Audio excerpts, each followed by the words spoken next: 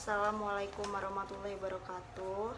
Saya Dinda Putri Ayuandira, 1811070141, ingin meringkas tentang evaluasi pembelajaran.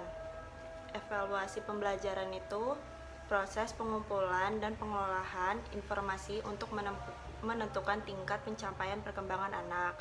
Evaluasi proses dan hasil belajar dengan model bermain disesuaikan dengan indikator pencapaian perkembangan anak dan mengacu pada standar penilaian dalam pembelajaran. Evaluasi dilakukan guna memperbaiki proses pembelajaran di keesokan hari agar tujuan pembelajaran dapat dicapai secara maksimal.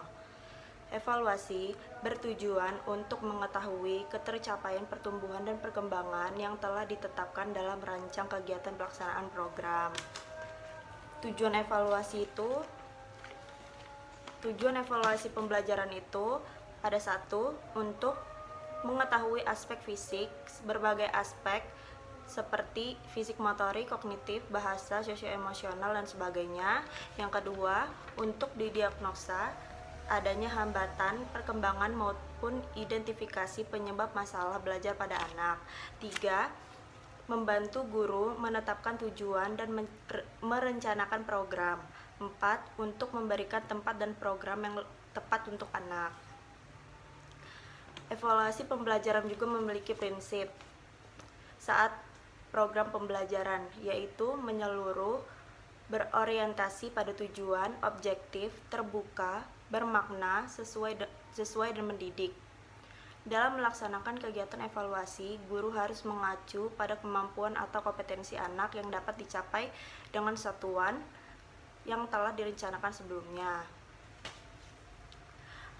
Agar evaluasi mendapatkan data yang lebih objektif dan akurat, ada beberapa hal yang harus diperhatikan dalam melaksanakan evaluasi di lembaga sebagai berikut. 1.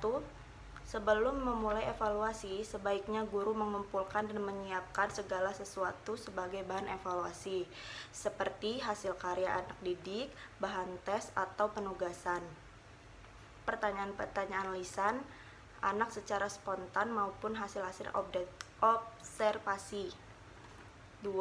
Ketika proses evaluasi berlangsung, sebaiknya anak didik tidak mengetahuinya, sebab dikhawatirkan dapat mempengaruhi objektivitas penilaian. Maka proses evaluasi perlu dikondisikan serileks mungkin sehingga anak-anak tidak menyadari bahwa dirinya sedang dievaluasi.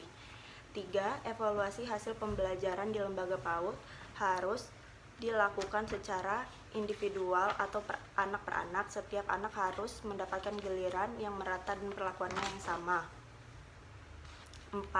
Guru harus mencatat dan mengolah hasil evaluasi dengan teliti dan cermat. 5.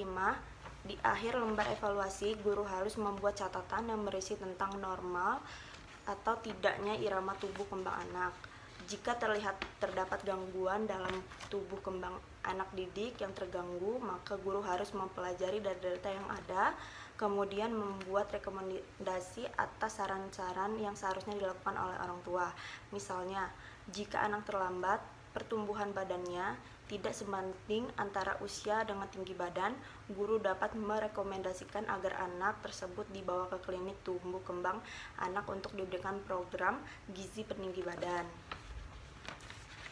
Selain itu, ada 4 proses dalam evaluasi, yaitu 1. Menentukan kebutuhan anak dan menentukan tujuan evaluasi. Yang kedua, mengumpulkan data kualifikasi dan kuantitatif. Yang ketiga, memproses informasi yang bermanfaat untuk melakukan penilaian. Yang keempat, membuat keputusan profesional. Dalam mengevaluasi pembelajaran pendidikan, dapat komponen yang di assessment meliputi seluruh aspek perkembangan anak, yaitu aspek perkembangan fisik motorik, aspek perkembangan kognitif, aspek perkembangan moral, aspek perkembangan sosial, aspek perkembangan emosional, dan kemampuan dalam disiplin keilmuan meliputi kemampuan matematika atau berhitung. Macam-macam evaluasi pembelajaran ada berbagai sebagai berikut. 1. Pemberian tugas. Pemberian merupakan cara penilaian berupa tugas yang harus dikerjakan anak didik dalam waktu tertentu, baik secara perorangan maupun kelompok. 2. Observasi adalah cara pengumpulan data untuk mendapatkan informasi melalui pengamatan langsung terhadap sikap dan perilaku anak. Yang ketiga, ada anekdot record atau catatan anekdot, merupakan kumpulan catatan-catatan peristiwa penting tentang sikap dan perilaku anak dalam suatu tertentu. Catatan tersebut dapat digunakan untuk mengetahui kreativitas anak, baik yang bersifat positif maupun negatif. Yang keempat, untuk kerja penilaian dilakukan berdasarkan tugas anak dalam melakukan perbuatan yang dapat diamati, misalnya berdoa, bernyanyi, berolahraga. Yang kelima, percakapan dilakukan untuk mendapatkan informasi tentang pengetahuan atau penalaran anak mengetahui sesuatu. Percakapan merupakan pengumpulan data dengan jalan mengadakan komunikasi dengan sumber informasi yang dilakukan secara dialog atau tanya jawab. Ada proses evaluasi secara harian, bulanan, dan semester. Evaluasi dilakukan secara sistematis yang diawali dengan pengamatan yang dilakukan setiap hari, pencatatan harian, penganalisis data setiap bulan, dan rekap perkembangan selama semester. Selama satu semester dijadikan bahan pembuatan laporan semester. Dapat dilakukan secara sistematis sebagai berikut. 1. Penilaian harian merupakan proses pengumpulan data dengan menggunakan instrumen format penilaian harian yang tercantum dalam RPPH, catatan anekdot, dan hasil karya anak.